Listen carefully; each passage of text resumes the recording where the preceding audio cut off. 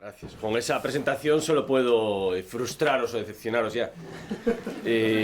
Claro, cuando hablamos de arte, y me ha gustado muchísimo la intervención de inauguración, ¿no? Parece que hablamos de defensa del pasado, de defensa de una especie de panteón que está cayendo y que hay que defender en lo que queda. Y sin embargo el arte nos espera en el futuro. ¿Por qué las escuelas más exitosas del mundo tienen el arte en el centro de su desarrollo? Por ejemplo, el Colegio Montserrat, que es el colegio de Howard Gardner en España, en Barcelona. ¿Por qué tiene, junto con el laboratorio de biología, el laboratorio de matemáticas, robótica, tiene su laboratorio, su taller de arte?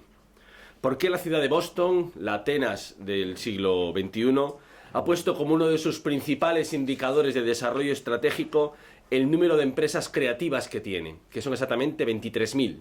Boston tiene 23.000 empresas dedicadas a la creatividad.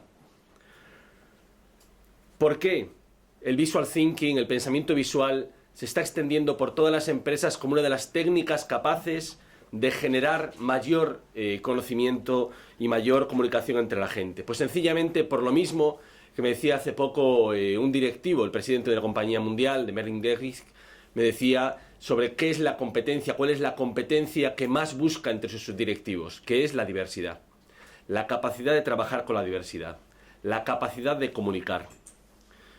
En un mundo cada vez más diverso, en un mundo en el cual las cosas se hacen complicadas, en el cual todo está cada vez más integrado, no más diversificado, o sea, no más especializado, sino cada vez más integrado, donde cada vez el corazón, el compromiso personal, el mundo de valores, el mundo de creencias, el mundo de sentimientos está más implicado en todos los procesos, requerimos de lenguajes que vinculen esas vidas primarias, esas dimensiones primarias, con todo el conjunto de inteligencias.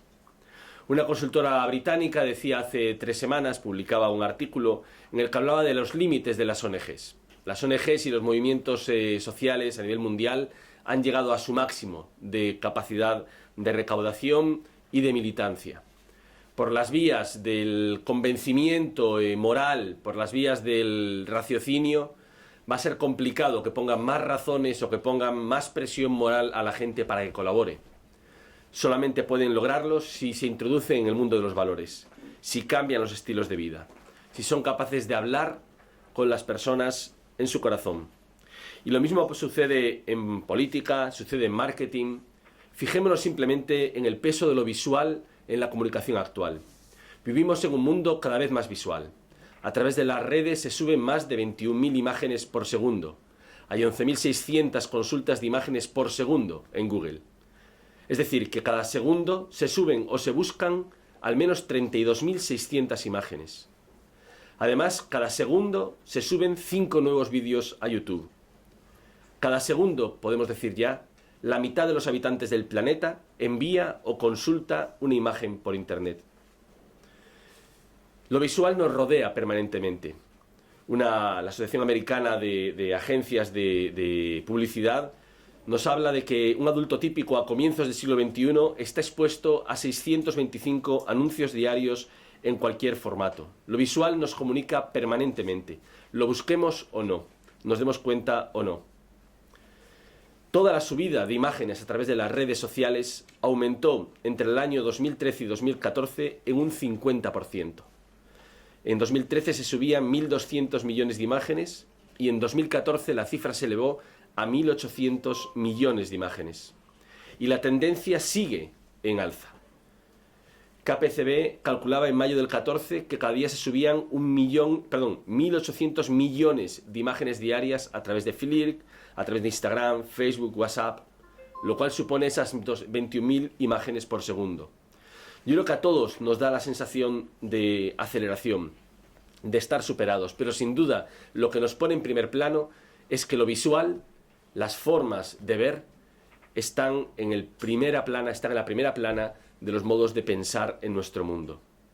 Pero sabemos pensar colectivamente desde los lenguajes complejos de lo visual, de las artes, esos lenguajes que vinculan a todas las inteligencias. Vayamos a una historia. Bill Traylor. Bill Traylor es un hombre que nació en 1853, se calcula, no se sabe bien. Nació en una plantación en Estados Unidos, a 40 millas de Montgomery, 100 años antes, más de un siglo antes de que Martin Luther King alzara la voz desde el mismo lugar, en una comunidad casi enteramente negra, en la que casi todos sus miembros tenían relaciones de parentescos entre ellos. La población afroamericana en ese condado era del 88%, estaba controlada por una minoría de blancos y vivía en una pobreza extrema. Toda la población mostraba su sufrimiento y la protesta de diferentes modos, ¿no? A través del patchwork, a través de canciones, a través de las celebraciones. En 1904 abandonó la plantación porque asesinó al amante de su mujer se fue, él salió sin destino conocido, fue a otra plantación, en esa plantación tuvo que recomenzar la vida, tuvo 3 hijos, sus hijos le dejaron, los dueños de esa plantación murieron, también abandonó la plantación, se fue a una ciudad, y en esa ciudad mataron a su hijo los policías, fue asesinado por la policía en una ejecución extrajudicial. Eso hizo entrar a Bill Traylor en colapso, un colapso personal, y se quedó sin empleo, no podía pagar la renta de una pequeña cabaña que tenía, y en esas circunstancias y tras el linchamiento de su hijo, se fue a la calle y decidió entregar su vida a la pintura 6 días a la semana, día y noche, menos el domingo que iba a misa. Pintaba en la calle, a la vista de toda la ciudad, en un lugar donde el simple contar o el simple hablar sobre los crímenes raciales que se estaban cometiendo llevaban a que pudiera ser linchado. Él pintaba en la calle y exponía allí mismo sus pinturas. Formaban todo un código de comunicación. Sus pinturas muy simples, de un hombre que se había formado a sí mismo, pinturas planas de colores muy llamativos, pintadas en cartones que le dejaban en la frutería delante de la cual dormía y vivía. Era todo un sistema de animales, de formas geométricas, de signos encriptados para poder decir aquello que no era posible decir en público. Era todo un sistema encriptado de significados, representado por códigos que no se entendían por aquellos que no conocieran la santería. Realizada en plena calle ante la vista de todos los viandantes, blancos, afroamericanos, se convertía en una denuncia pública que solo los iniciados y las víctimas podían comprender. Protegido de la comprensión de la sociedad blanca que le pudiera castigar, Bill Traylor no cesó de narrar sus sufrimientos y la violencia racista. Se convirtió en un código rojo que solamente los implicados y solamente las víctimas podían comprender. Un vecino le ofreció dormir en su negocio, que era una casa funeraria, en el salón de recepciones donde se recibían los cadáveres, y eso acentuó todavía más la relación de Bill Traylor con los muertos, con los espíritus, con aquellos que estaban silenciados, con aquellos que no tenían vida. Con una salud desgastada, con dificultades para andar, vivió en ese sitio durante 10 años y no dejó de pintar. Conocemos su obra simplemente por un joven artista blanco, Charles Shannon, que vio aquello y le llamó la atención y empezó a comprender que allí pasaba algo. Que aquello no eran simplemente las pinturas de una persona sin hogar que ponía en la calle y que colocaba a lo largo de toda la calle, de las ventanas, de las repisas, sino que algo estaba queriendo decir. Y empezó a hablar con él, empezó a investigar con él y finalmente descubrió que se encontraba ante una de las manifestaciones más importantes de la represión afroamericana en Estados Unidos. Lamentablemente murió como persona sin hogar, Bill Traylor, sin reconocerse el valor de la comunicación que hacía. Sin embargo, sus dibujos y pinturas en este momento son debatidas y son subastadas por precios altísimos. Gran parte de su tradición obedece a lo que el profesor Ayume Wingo llamaba los profesores del silencio social. Aquellos que solo pueden hablar a través del arte cuando todo tiene que ser callado. Según el Banco Mundial, en 2009 hay 843 millones de personas de clase media en los países en desarrollo. Países que no pueden hacer llegar sus mensajes, que no pueden hacer llegar su relato a la sociedad mundial, dominada por el relato de las sociedades ricas. Sin embargo, nos vamos a encontrar una gran emergencia de estas sociedades. ¿Qué ocurrirá en Internet, en las redes sociales, en la expresión artística, en la opinión pública mundial, cuando 3.000 millones de ciudadanos se incorporen en el año 2030 como una nueva clase media. La creatividad es una de las grandes fábricas del futuro. En el 2030 se va a producir el gran encuentro global entre norte y sur, y se formará una opinión pública donde participar en muchísima mayor igualdad de condiciones. Los porcentajes de acceso gratuito a Internet no dejan de crecer, la disponibilidad de móviles se extiende incluso a los suburbios de pobreza masiva, como es el caso de Kibera en Nairobi, donde vive 1 millón de personas. Y aunque hay un elevado porcentaje de comunicaciones que son vacío, también hay intercambios que son de gran valor. Intercambios donde quizás no entendemos las palabras que nos están diciendo, pero sí entendemos la foto, la música, el vídeo que nos están transmitiendo. Al final nos encontramos con una elevación masiva de propuestas llenas de sentido, de ámbitos de relación, de anhelos de relación, y que son transmitidas a través de la belleza. Afortunadamente, la teoría de las inteligencias múltiples ha venido a superar el debate que existe entre los contenidos más racionales, lingüísticos, y todo el resto de comunicaciones que están estallando ante nuestra vista. No existe solamente una lógica abstracta funcional y otra pasional, sino muchas otras, la musical, la espacial, la lingüística verbal, la interior, la natural, la relacional, la espiritual, la artística. La inteligencia o la razón serían una combinación de un sistema de inteligencias con relaciones diferenciadas y no jerárquicas entre ellas. Es una solución diversificadora y cooperativa de las inteligencias que está mostrando su gran potencialidad. Toda la teoría de inteligencias múltiples le da legitimidad y marco a la necesidad del arte en el ámbito de la educación y en el ámbito de la razón pública. Es decir, que todo nuestro cuerpo, nuestras relaciones, la cultura, la sociedad, hasta el mundo político y natural, forman parte de nuestra razón. Mirar, sentir, es parte crucial del razonamiento. La razón es un fenómeno único, y cuando miramos, cuando sentimos desde el arte, actuamos desde el centro de la razón. Actuamos desde lo que en la modernidad se llamaron las mociones, aquellos sentimientos de fondo que nos permitían discernir entre las cosas. Y captar esas mociones de fondo, captar esos movimientos, mociones, motores de fondo, era lo más excelso que se podía conseguir en la inteligencia. Saber qué es lo que sentía de fondo el hombre ante las cosas, cómo reaccionaba su corazón, su cuerpo, vitalmente. Si siguiéramos reconociendo las diferentes fuentes de razonamiento, no nos iríamos solamente a las inteligencias personales, sino que hay otras inteligencias, cultural, institucional, tradicional, histórica, como especie. Serían las inteligencias sociales que habría que incorporar a esa teoría. El mundo, a fin de cuentas, como lo sentimos en la forma de estar unidos a él, es nuestro sexto y mayor sentido. Porque lo visual, lo artístico, siempre es una relación con algo, con alguien que no soy yo o que no soy solo yo. El arte, la mirada, siempre es de alguien y para alguien. Quizás en el fondo estos problemas de dualismos, de competencias, de dominios entre el arte, lo lingüístico, lo lógico, numérico, lo algorítmico, otras formas de razonamiento, se deben a una incorrecta comprensión de lo que es la palabra. La reflexión sobre la palabra se fundamenta en el principio del logos griego y en el verbo bíblico. El carácter verbal de la palabra es crucial, porque no nos dice que sea una instancia parada, estática, aislada, fría, abstracta, objetivadora, sino que es verbal.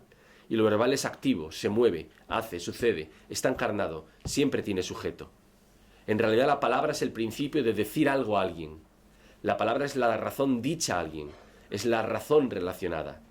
Y de hecho lo más lógico es que la primera palabra pronunciada por el ser humano haya sido un nombre propio para referirse a alguien. La primera palabra pronunciada por lo que fue hombre sería un nombre propio. Por lo tanto, la palabra no es una lógica determinada, sino el mismo hecho de dar sentido relacionalmente. Y el sentido se da, no se toma.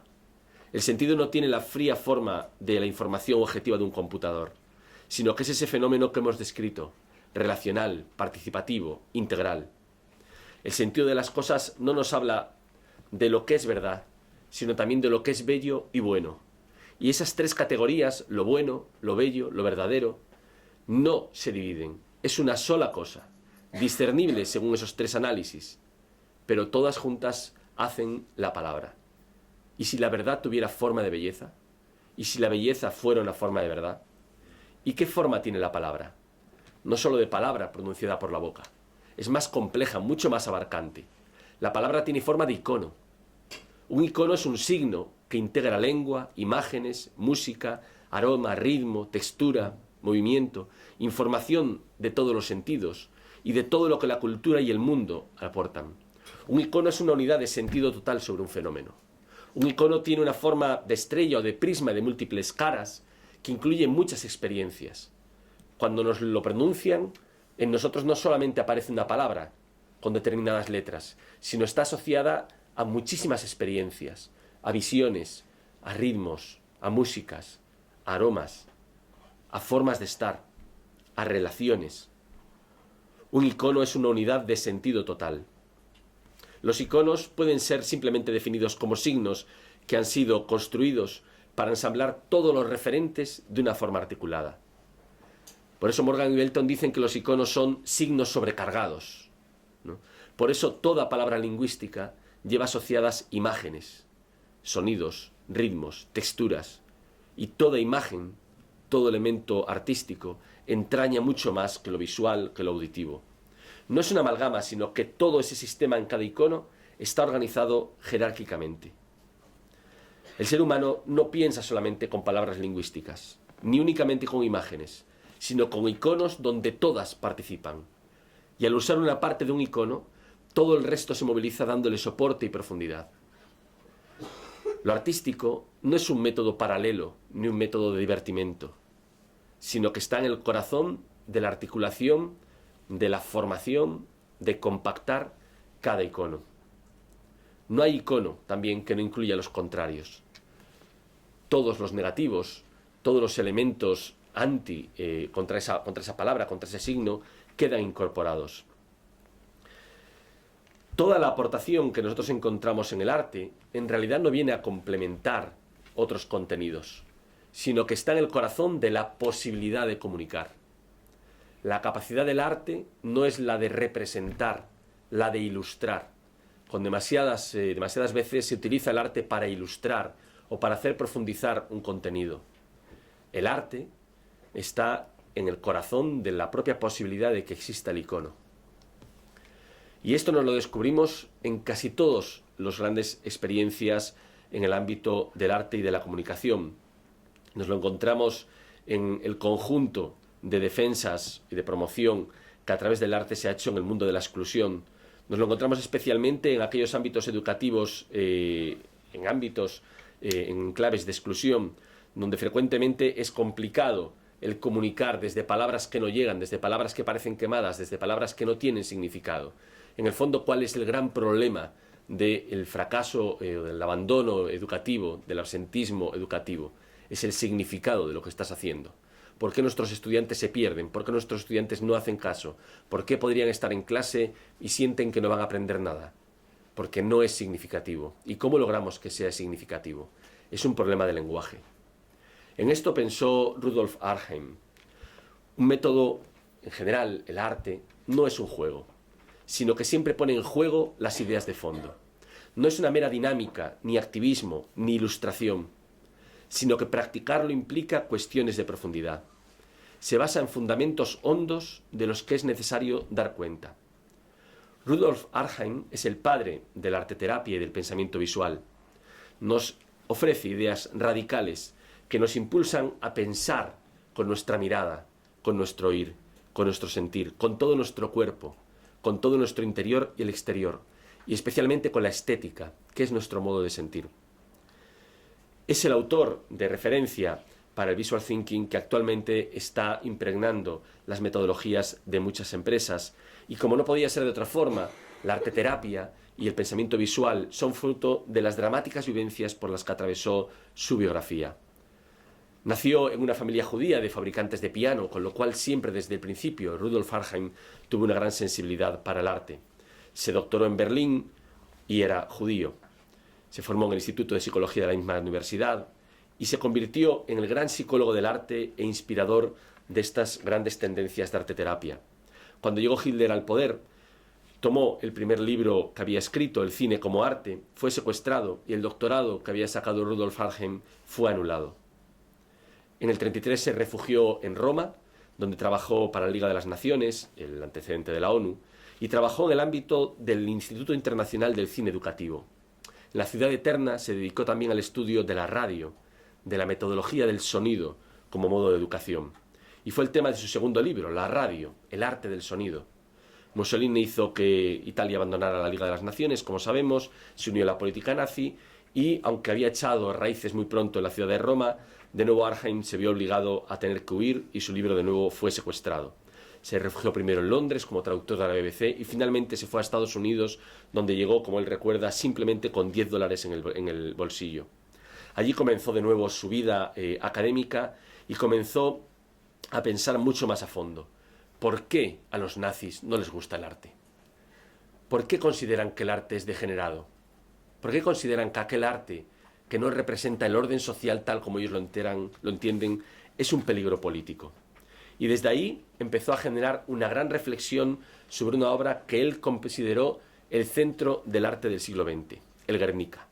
Y así escribió un libro especialmente querido por todos nosotros, Génesis de una pintura, el Guernica de Picasso. Para Arnhem, el Guernica es una de las mayores obras universales de pensamiento sobre la guerra. Después publicó el resto de sus libros. Aquellos $10 en su bolsillo al llegar a Nueva York se habían multiplicado en una gran obra que ha sido de influencia global sobre el valor del arte y lo visual para pensar y para poder educar. Para Arnhem, el arte no puede ser reducido a un fenómeno sensorial, a un fenómeno de impacto sensorial, sino que el arte, para él, expresa el más alto pensamiento y sentimiento humano. El arte es capaz de integrar, de hacer una integración de todas las inteligencias, de todos los sentidos del hombre. El hombre piensa integralmente en el arte con todos sus sentidos. ¿Por qué? Porque al final una conciencia de corazón es algo más que meramente cerebral. Su tesis es que la tradición occidental arrastra una separación demasiado categórica entre los fenómenos de percepción y de razonamiento. El ámbito de la percepción y de la expresión ha sido considerado tradicionalmente como un componente suplementario que podía o no estar presente en el pensamiento, y en todo caso era una actividad carnal al servicio de la más alta abstracción mental. A su juicio, un exagerado funcionalismo lleva a ignorar las dimensiones de razón que tienen el sentido y la belleza, y acaban reduciendo las cosas a su pura utilidad al servicio de intereses materialistas. Contra todo esto se revela Arnhem. Dice Arnhem, entre comillas, tenemos que luchar contra lo que he llamado la secularización de las herramientas, esto es, su reducción a una pura función física. Porque cuando los conceptos y las categorías surgen, no se manejan en el vacío, sino que surgen en un cuerpo concreto, surgen en una relación concreta. El razonamiento no es exclusivo de palabras y de números, sino que acontece con otros canales y medios que forman parte natural del ser humano. Hace suya la imagen de Wittgenstein. Las palabras son como la piel de las aguas profundas, y debemos penetrar bajo esa piel. ¿Y por qué el hombre razona mediante lo artístico? Todas las potencias y los 5 sentidos del ser humano, el sentir, incluso nuestra propia postura, son órganos de significación, no son solo órganos de percepción. No tenemos una percepción que luego se traduce a través de determinadas operaciones mentales en determinados contenidos, sino que nuestra relación directa, misteriosa para nuestra mente, incluso para nuestra comprensión con el mundo, es ya una forma de pensar. No existe una mediación cerebral que lo que hace es convertir en significado hechos que nos llegan, sino que la forma en que nos llegan los hechos ya nos hace conocer. Cuando sufrimos, nosotros tenemos un relato sobre lo que nos está ocurriendo, pero el sufrimiento supera muy mucho el relato que nosotros hacemos. Nos está comunicando cosas que jamás lograremos pronunciar. Los que hemos sido padres, cuando tenemos la experiencia de ser padres, en la experiencia del parto, o de acompañar en el parto, un rato al menos, sabemos que por mucho que hablemos, hay una parte incomprensible para nosotros. Hay una parte no incomprensible, no es que permanezca siempre inconsciente, sino que constantemente estamos reflexionando, profundizando en ella, llegando a mayores alcances. Y se cuenta que solamente cuando uno llega a la ancianidad y está en una situación de dependencia tan fuerte como la de aquel niño, eres capaz de comprender cuando tu hijo te atiende qué es lo que sentía él o qué significaba cuando tú eras a él el que le atendías. Nuestra forma de percibir ya es una forma de comprender, ya es una forma de conocimiento. Y esto nos hace saltar por encima de Kant. Todas las potencias y los 5 sentidos del ser humano, como decía, son órganos de significación. Los movimientos internos más profundos que percibe el ser humano son fenómenos cognitivos, la intuición.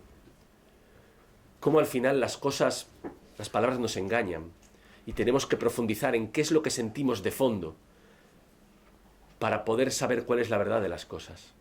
¿Qué capacidad de verdad tienen las experiencias, las relaciones, el estar? Se hace, por tanto, necesario, según Arnheim, ampliar el campo de fenómenos que incluye la categoría cognición para no limitarlo a aquellas operaciones identificadas como razonamiento abstracto instrumental. Para Arnheim, el ser humano por entero es un gran órgano integral de diálogo y sentido. Y por eso el hombre, al percibir, ya dialoga. Por eso el hombre, todo el ser humano, es un ser de comunicación y sentido. Todo el pensamiento humano está encarnado, pasa primero en la carne. El hombre vive pensando y el hombre piensa viviendo e involucrándose en la historia y en su historia.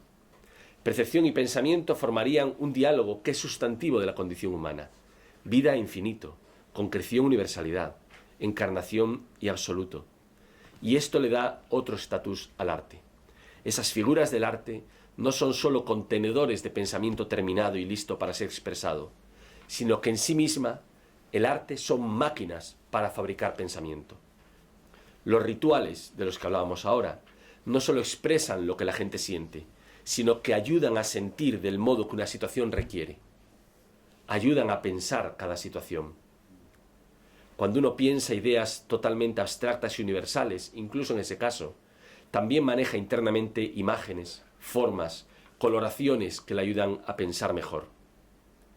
Por lo tanto, la percepción humana no es tanto una función como una historia. Todo el pasado queda integrado en cada percepción presente, dándole experiencia, voz, profundidad. Las imágenes, incluso aquellas que parecen estáticas, están realmente formadas por fuerzas que lo movilizan. Todo lo visual, todo lo artístico es una máquina llena de relaciones y vectores que nos implican. Cuando nosotros vemos la foto de Aylan Kurdi, sabemos que no estamos simplemente viendo una foto, sino que la vamos a llevar en la mente. Podías no haberla visto, quizás preferías no haberla visto, pero la llevamos en la mente, nos relacionamos con ella y nos pregunta, ¿qué haces? No nos pregunta solamente qué sientes, sino qué haces. No es simplemente una imagen que está ahí, sino que ha ayudado a pensar a cada uno de nosotros, ha ayudado a pensar a todo un continente. No solo a reaccionar, sino a pensar. Cada obra de arte es una máquina de pensar. La mirada no es un mero abrir ojos, el escuchar no es un mero abrir orejas, sino que siempre es actitud. Es necesario contemplar en su profundidad, con todas nuestras percepciones, la realidad para poder pensarla, para poder conocerla, pero también para transformarla creativamente. Por eso la contemplación es la actitud del arte. La contemplación siempre es esencialmente activa, penetra en la vida y en las cosas cotidianas. Nos permite contemplar la poesía interior de cada cosa, de cada bolígrafo, de cada... ¿Cuánto falta para que un bolígrafo Bic esté en un museo? Hablando de toda una época. ¿Cuánto falta para que la foto de Aylan sea puesta en los libros de historia? Y hablen de nosotros, que estaba ahí, que fue hace nada. Vivir, posiblemente, es muchas cosas, ¿no? Pero si tuviéramos que decir algo, diríamos que la vida del hombre es celebración. Es una celebración. Es una celebración de amor, de sufrimiento, de lucha, pero la palabra que mejor describe lo que es la vida del hombre es una celebración. Y la celebración no se entiende sin el arte. El arte mismo está en la posibilidad de ser humano. La contemplación habilita para analizar las potencialidades de las cosas, el amor dentro de las cosas, porque la teoría del todo es el amor. El amor es la única teoría del todo. El régimen nazi de Hitler arrancó a Arnhem sus títulos universitarios, secuestró y destruyó el primer libro y el segundo libro, y sin embargo acabó cayendo. El Guernica quedaría para siempre en la mente de Arnhem como la expresión de la Europa que dejó detrás de las llamas. El nazismo dividía totalmente a la persona a través del gnosticismo. Dividía a la humanidad, dividía al mundo, y lo hacía entre la razón pura, aria, y la carne impura, la raza aria y las impuras, el pensamiento puro y aquello que era degenerado. Cuando nosotros pensamos Arnhem hoy en día, nos encontramos con que necesitamos una construcción artística de la realidad. Nos encontramos en un mundo en el cual las líneas, las fronteras, no han dejado de multiplicarse. Y sin embargo, en un mundo que a la vez está multiplicando las mezclas y está llamando a la diversidad. Hay un enorme anhelo de mundialización, de fraternidad mundial. Y sin embargo, nos encontramos con palabras demasiado gastadas, con palabras demasiado quemadas, por las de religiones, por los doctrinalismos, por las ideologías. Palabras que a veces no son capaces de cruzar los 1500 idiomas que se manejan en el mundo. Palabras que no son capaces de atravesar los rostros diferentes de los otros, que no son capaces de atravesar los prejuicios, que no son capaces de atravesar las relaciones norte-sur, que no son capaces de atravesar, a fin de cuentas, el ensimismamiento. Quizás tendríamos que empezar como los niños, y el primer movimiento de los niños para pensar siempre es dibujar. Las imágenes son tremendamente singulares, íntimamente singulares. Nadie dibuja igual. Mientras que las palabras son más abstractas e intercambiables, las imágenes están más arraigadas en lo que es cada uno. Cuando la persona dibuja o pinta, es casi imposible que haya dos creaciones iguales, incluso aunque intenten copiar lo mismo. Porque dibujar algo, representar algo, es amarlo. Y se ama solamente desde una persona hacia otra cosa. Todo lo artístico está cargado de sentimiento. Todo el arte es capaz de unir el razonamiento abstracto y las inteligencias más complejas del ser humano. Todo el arte es un modo de cognición, donde ideas y emociones piensan juntas, creando nuevas ideas y nuevos sentimientos. Necesitamos crear puentes a través del arte para poder unir nuestro mundo. Necesitamos comprender que no solamente están para ilustrar o para el divertimento, que no solamente son esa foto que tú pones en el texto importante en Twitter, sino que están en el centro de la capacidad de modelación de nuestro mundo. Y quizás necesitamos sujetarnos mucho más a lo que son los ejemplos concretos para poder comprenderlos. Así como la psicología y el arte, por ejemplo, y la educación, se han hecho una reflexión muy a fondo sobre el papel del arte, es curioso como el trabajo social no lo ha hecho. Nos encontramos múltiples ejemplos de intervención artística en ámbitos sociales y sin embargo apenas nos encontramos con trabajos teóricos, con reflexión académica al respecto. Busquen ustedes en las bases de datos. Son apenas 20, 25 menciones las que nos encontramos y casi todas contando historias y contando ejemplos prácticos muy interesantes, ¿no? Pero que nos requieren mucho más. Hoy en día, permítame que me fije simplemente en los 8 minutos que me faltan, en un caso práctico en donde se demuestra todo lo que hemos dicho anteriormente y que pretendía no contar simplemente casos o historias, sino ir al fondo de la cuestión, ir a la categoría que está en el fondo en juego. Está la capacidad de pensar. Pero hay algo en lo que la verdad es que tengo bastantes preocupaciones últimamente. Y surgió a partir de los atentados de Charlie Hebdo, cuando fui a la manifestación en Atocha, en Madrid, y me encontré en medio de un grupo de unas 500 personas, donde la mayor parte eran personas musulmanas, y donde, equiparaban de una forma, evidentemente condenaban el atentado, pero equiparaban la yihad y la cruzada, ¿no?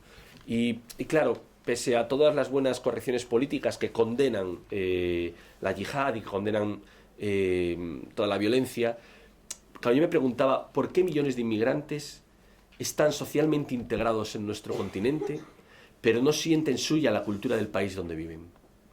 ¿Por qué no sienten suya la cultura europea? Dicen algo así como, allí no estoy, pero aquí no soy. Para contemplar la integración es necesario fomentar que juntos recreemos las culturas locales y la cultura europea desde la riqueza de las culturas de origen. No basta la integración laboral, económica o basada en las condiciones de vida. Es imprescindible, pero es insuficiente. Nadie se siente de un lugar donde simplemente gana dinero, donde simplemente tiene seguridad. Necesitamos algo mucho más, algo que vaya mucho más allá. Ante la violencia del Daesh, del autoproclamado Estado Islámico, se ha suscitado un fuerte debate, ¿no?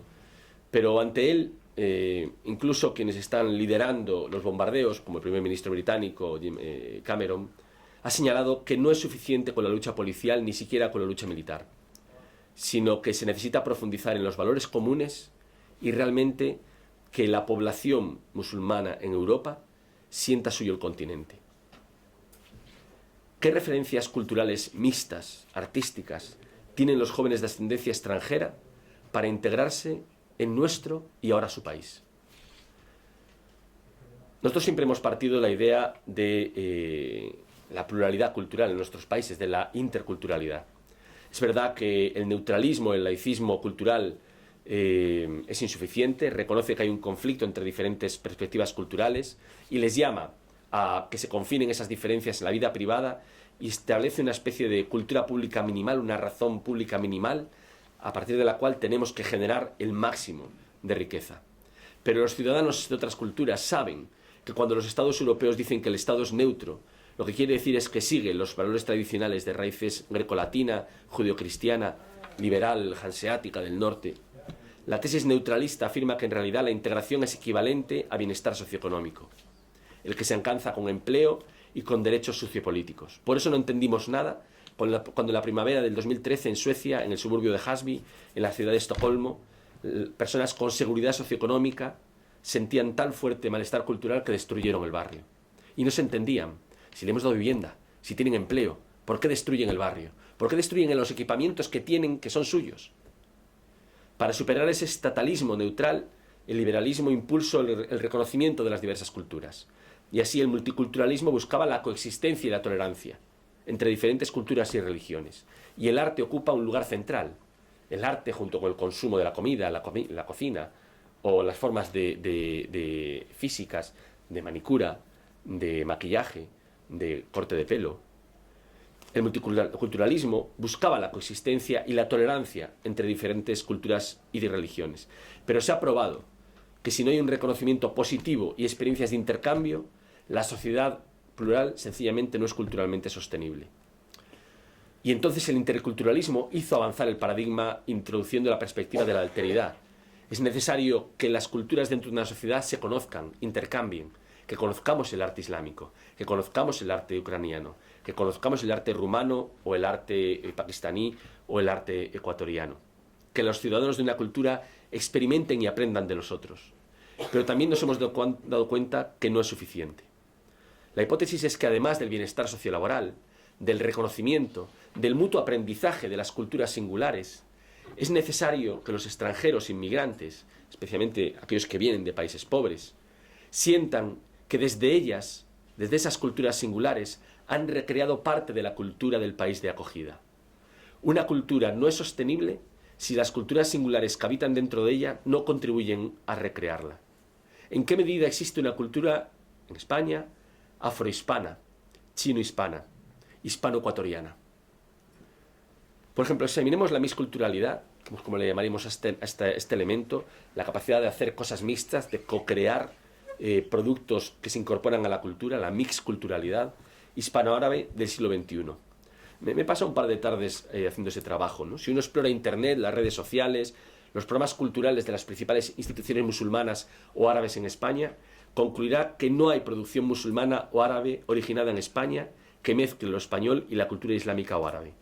Hay alguna excepción. Hakim, cantante, compositor hispano-marroquí, reside en Málaga, y es un seguidor de Antonio Molina, que tiene una discografía que mezcla pop, flamenco, música tradicional árabe. Hay grupos con una reputación de calidad, como el grupo Altareb Ensemble, el músico granadino Hamza Castro, que es música árabo-flamenca, el cantautor y poeta Marwan, nacido en Madrid en el 79, de padre palestino, madre española, junto con su hermano Samir Abu Taun, acaba de publicar un poemario, Todos mis futuros son contigo, que es el único poemario que se puede encontrar en un aeropuerto. Cuando vas al aeropuerto y dices voy a comprar algún libro, dices un libro de poemas, algo está cambiando. Existen en España personas de cultura árabe o espiritualidad sufí musulmana que crean en España. Aram Alikhan, Bel Yesef, Hasem Al-Bassa, un escultor sirio argentino también asentado aquí. También hay artistas de origen español que han creado su obra en diálogo con la tradición árabe islámica. Pero sin embargo lo que concluyo es que no existe una suficiente y relevante creación hispano-musulmana a la altura del gran contingente musulmán y árabe que vive en España y especialmente el contingente joven. Y eso genera una ausencia de referentes que les hagan no solo estar, sino ser. Y todavía en menor medida es reconocido y ni siquiera conocido por el conjunto de la población española. Los españoles apenas podríamos responder a unas sencillas preguntas. ¿Quién es el musulmán más famoso de España? ¿Conoce algún artista árabe o musulmán que haga su creación desde la experiencia de ser español? ¿Sabe el nombre de algún artista hispano-islámico del siglo XXI? ¿Conoce a alguien del mundo cultural español que sea musulmán o de ascendencia árabe? Quizá mucha gente señale al futbolista del Escorial, Munir El Lahadi. El padre llegó a bordo de una patera y ahora forma parte de la plantilla del Club de Fútbol de Barcelona y ha sido miembro de la selección española de fútbol. Pero aún no hay una suficiente creación artística hispano-musulmana o hispano-árabe que permita que los cientos de miles de niños, de jóvenes, incluso de adultos, tengan referencias dentro del país en el que viven y sientan que la cultura española también es suya porque actualmente han contribuido a su patrimonio. Mientras, lo normal es que no acaben sintiendo propia la cultura europea o española.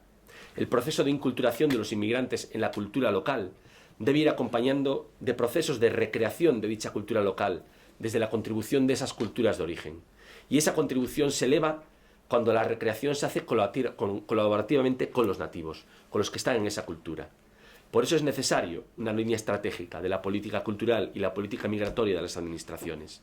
Y es fundamental en el ámbito educativo promover la mixculturalidad, la recreación cultural que mezcle la cultura española a la luz de las culturas acogidas, ecuatoriana, marroquí, rumana, senegalesa, etc. No solo en las artes, sino en las artesanías, la gastronomía, la moda, la peluquería, la estética, el deporte, ¿no? El reto de la mixculturalidad es el enriquecimiento de la cultura local, al ser recreada en mezcla con las culturas singulares que van llegando. Esto es lo que explica que el 8% de la población afroamericana no haya hecho estallar el país en Estados Unidos. Porque pese a que están en una marginación en todos los factores que se pueden contar, en todos los indicadores educativos, sociales, laborales, sienten que el país es suyo. Porque saben que lo más original de Estados Unidos es el jazz. El reto de la mixculturalidad, por lo tanto, no es solamente la integración de las personas que vienen, que han llegado, que ya son españoles, sino es el realmente formar una cultura cosmopolita. Y en esto los españoles, que nos creemos mundiales, somos tremendamente provincianos. Esa mixculturalidad, la capacidad artística para crear puentes entre esos mundos divididos, entre esos mundos que no acaban de encontrarse, nos pondrá ante una nueva perspectiva en la lucha por los derechos sociales, ante una nueva mirada sobre la paz y la reconciliación, en una posición distinta ante la descomunal aportación tan positiva que los inmigrantes hacen a la diversidad y a la globalización de nuestros países. La mixculturalidad es una condición para la sostenibilidad cultural de un país. Va más allá de lo intercultural. Es recreación. España lo aprendió en el mozárabe y en el flamenco. Yo creo que toca ahora recordar y celebrarlo otra vez. Muchas gracias.